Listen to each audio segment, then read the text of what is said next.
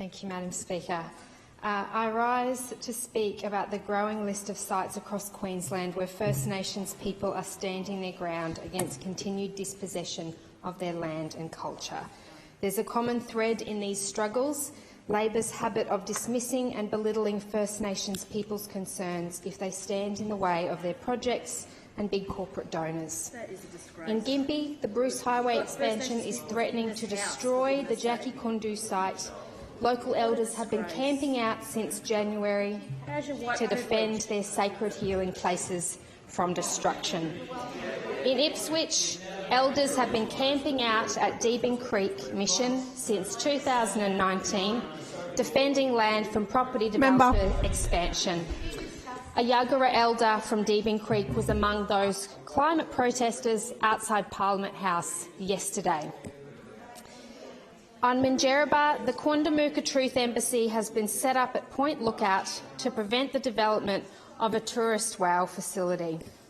You'd think the government would have learned a lesson from their Labor colleagues in Victoria, who've approved the destruction of the Djap Wurrung trees.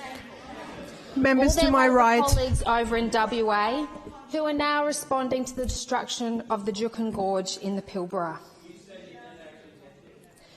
I've been told by ministers in this chamber that in supporting the elders occupying the Jackie Kundu site, we're encouraging inter-community conflict. But in circumstances like this, where community members care so deeply about these issues that they camp out to protect their land for days, for months, for years, how can the government so brazenly claim that they have community support? Why would they openly belittle and dismiss people's concerns as irrelevant and illegitimate? Order. The fact is, what Labor cares about is the profits of their mining and property developer mates and rushing ahead with projects to suit their political agenda.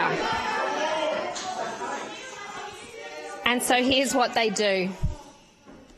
They choose to dismiss local elders' concerns. You may continue. Member for South Brisbane. Thank you.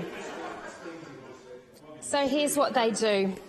They choose to dismiss elders' concerns if they get in their way of their projects and their big corporate donors. They choose to extinguish native title and approve the Adani Carmichael mine.